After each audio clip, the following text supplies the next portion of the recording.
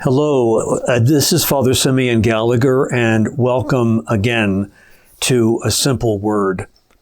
This is being recorded in anticipation of the first Sunday of Lent, which surprises me because it seems like we just had Christmas and suddenly now we're beginning this major liturgical season of the Church's calendar year.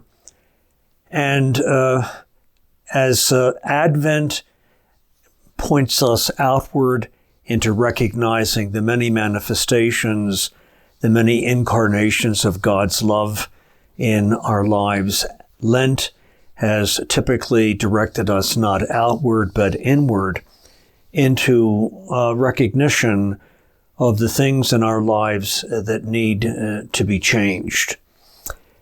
And so the gospel that we will be listening to on this first Sunday of Lent has Jesus being sent into the desert under the movement of the Spirit, where he is experiencing undoubtedly the hardships of a desert existence for a number of years, and then coming out of this and facing into the reality that his cousin, John the Baptist, has been murdered. And that's mentioned in the gospel this weekend, almost as if to say the hardships that Jesus experienced in the desert were going to be manifested also in the lives of people who would follow him. This is a God who comes to announce a gospel of life, a gospel of joy, and a gospel of peace.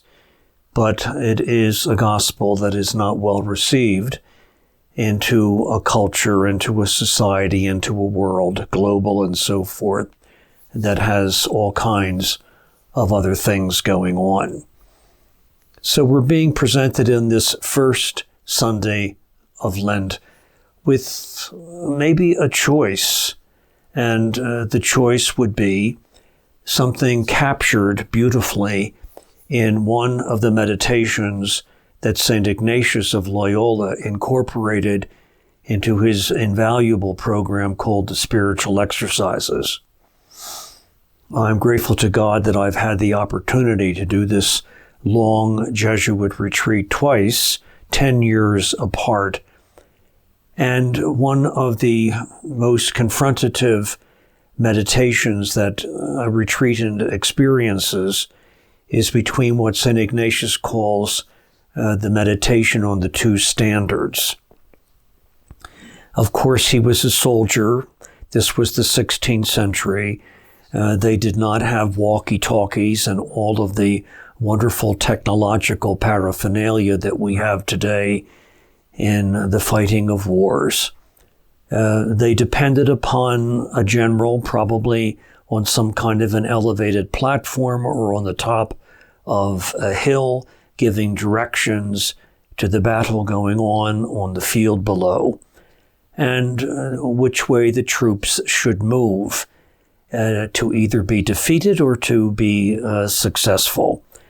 And so the standard bearer, the person who carried the flag, was quite significant in the midst of these battles. And of course, they would follow the standard of their particular leader, and they would achieve success. He gives us this meditation because I think it's pertinent, applicable to the beginning of Lent. We are always presented with two standards, two flags that we must respond to. One would be the flag of Satan that Jesus experienced in the desert. He was confronted with demons, the text tells us, although he was simultaneously ministered to by angels. And then, of course, the standard of Christ. And life, is it not always true, not just in Lent, but throughout the course of our lives, we are always presented with these two standards. Lent gives us an opportunity to look at ourselves and to see which of the two standards is predominant and whether we're winning or losing the battle in the journey of life, winning and losing the battle of holiness, of moral integrity, of generosity of spirit, of mind and heart, taking care of other people, all that would lead us to follow the standard of Jesus? Or are we being tempted to follow the standard of Satan, which takes us toward defeat because it makes us excessively narcissistic, only occupied with ourselves, rationalizing and justifying the dismissal of our neighbor, and on and on. So Lent is an opportunity for us to look at these two standards, the standard of Satan, which takes us to defeat, the standard of Jesus, which takes us to success and achievement, holiness and generosity of mind and heart, generosity, hospitality, etc. in our lives. I think that we all can benefit from this season of Lent precisely if we keep this image of the two standards in mind and to reconcile. Jesus tells us at the end of the gospel, convert, experience a change of mind and heart. Well, we cannot do that conversion. We cannot experience this reconciliation, this interiorized reconciliation, unless we are willing to recognize those things in ourselves that take us in the standard of Satan rather than the standard of Jesus. And each of us has to look into our minds and into our hearts and choose the gospel of life, the gospel of joy. That is the standard of Christ, and we want to follow that in order not just to have a successful Lent, but a successful journey in life.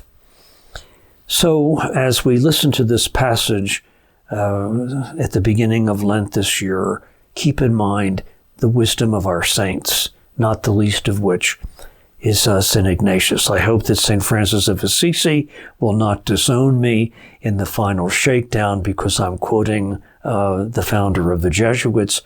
But all of these saints, women and men alike, these were people who struggled in the journey of their life between these two standards. Ignatius gives us the image, but we find this even as far back as St. Anthony of Egypt in the desert, struggling with temptations and so forth, and being resolute and determined to follow the standard of Jesus and not give in to any other standard that will take us in the face of defeat. So I wish you a happy Lent, a good Lent, a reflective Lent, a Lent filled with resolution and reconciliation, and a Lent that brings us deeper senses of holiness and generosity in our lives. Thank you, and once again, I'll look forward to meeting with you again.